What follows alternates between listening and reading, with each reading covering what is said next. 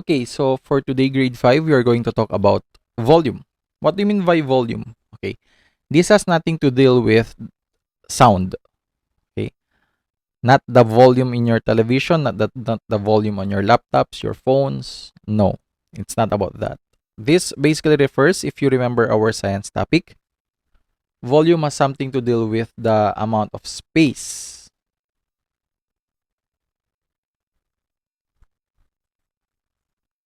Amount of space an object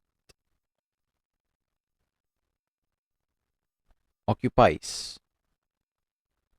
Okay, technically referring to the amount of space an object occupies. So which is which? Which one has a greater volume? Which one has a smaller volume? So for example, let's take it the obvious ones muna. Let's take a peanut. Compare it with an apple. Which one has a greater volume? Well, technically, parang which is bigger, no? Pero it's not always like that. Okay. So yung apple is obviously bigger than the peanut. So we can consider that the apple has a greater volume, and we have a smaller volume or lesser volume for the peanut. That's basically what you mean by volume. Okay? Yung mga obvious ones yan. Pwedeng, for example, we have a mouse and an elephant.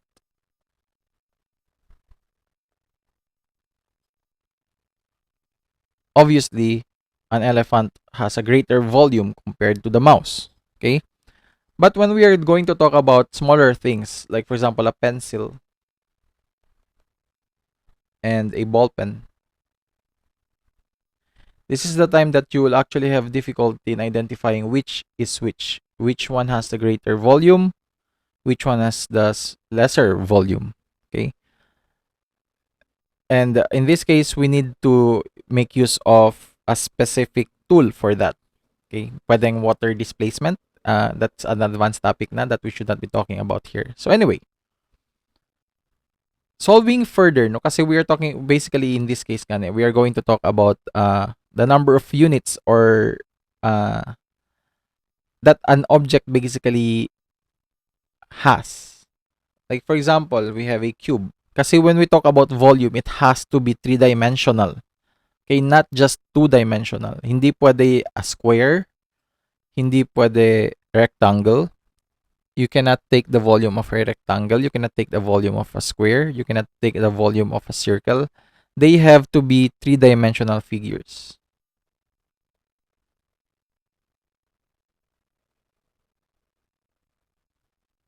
Nako. Three-dimensional, which means 3D. Okay? So technically, everything around you is three-dimensional. Objects, in terms of objects. Okay. So, three-dimensional tayo. Let's say, for example, not a square, not a rectangle, but instead, we can consider a cube as three-dimensional. And also a cuboid as three-dimensional. Okay? So, ito kasi sila, they are considered as two-dimensional. 2D. Okay, while ito sila, they are considered as three-dimensional or 3D. Now, how do we basically solve for regular three-dimensional figures?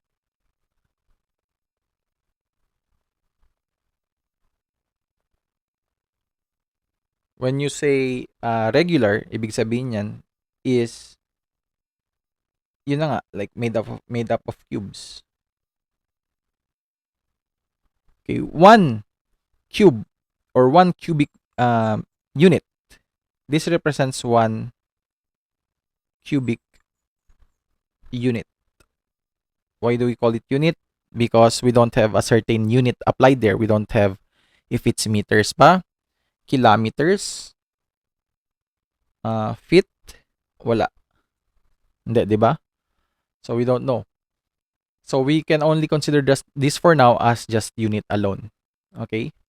So 1 cubic unit, or as a final unit, you can say that this is unit cube, represented by a small 3. 3, not 3. Hindi puno. Okay. So kunwari lang, let's say we have a figure that looks like this. And there are separated dyan siya by ganyan. So if you notice, no, we have 4 units clumped together. We have 1, 2, 3, 4 units here. And if you're going to look at this side, you have just 1 unit there. And for the height, you also have 1 unit there. Okay. So again, when basic units that you need to learn about the volume is, of course, this side, which represents the length, or stands for letter L. And this side here, kuhan ko na lang muna. This represents our width, or dyan sa book ninyo. Sa book ninyo, it is represented by the term breadth.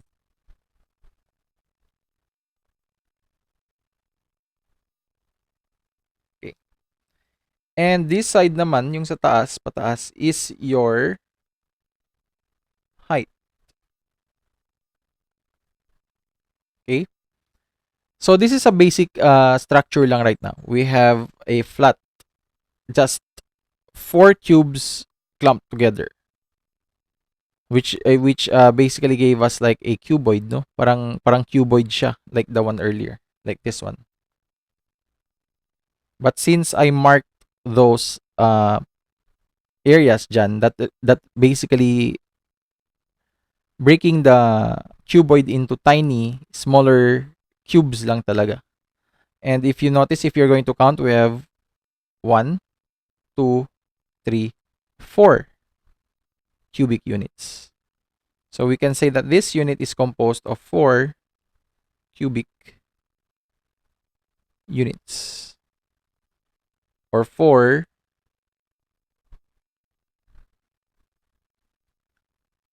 units cube. Okay? Depende kasi yan. What if we have something that looks like this?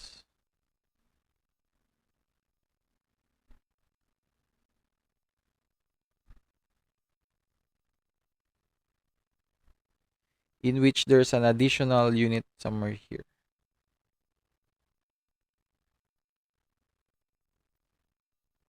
I have to erase some parts. Okay. 3-dimensional. And if you can see now, ilang cubic units tayo meron? We have 1 here, 2, 3, 4. Okay? So we can also say that this drawing here, or this technically 3-dimensional figure, has 4 cubic units as well.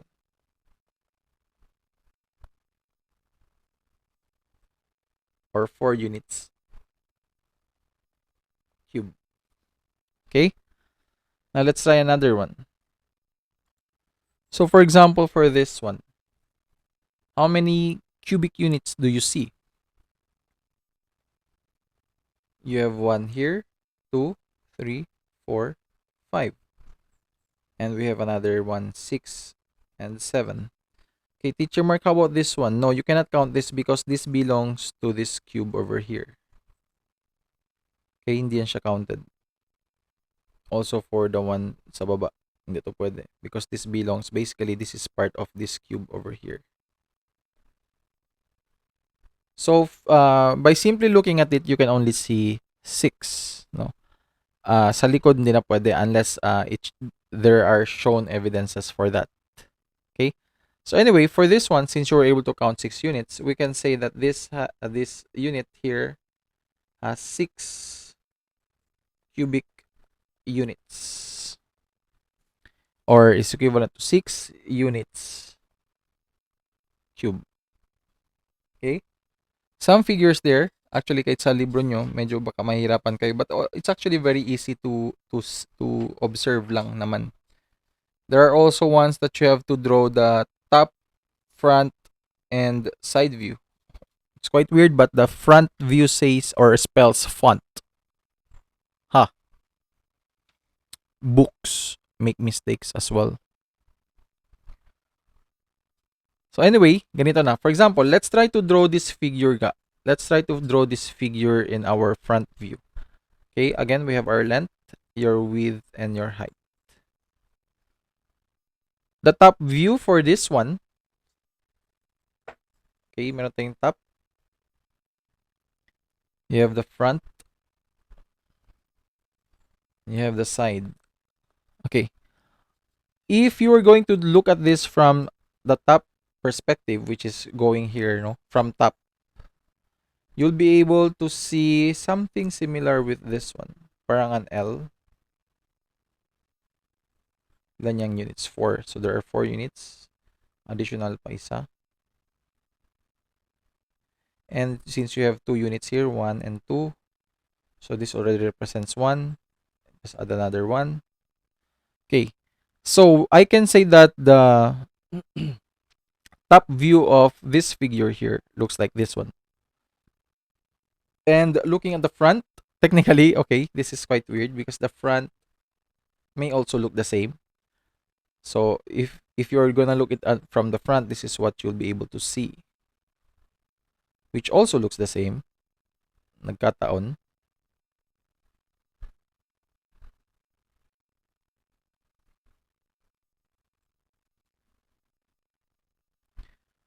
Okay.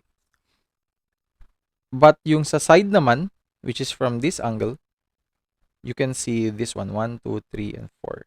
This is what you can just see. So in this case, you have just this. So that's basically how you do or to draw the perspective view of top, front, and side. Okay.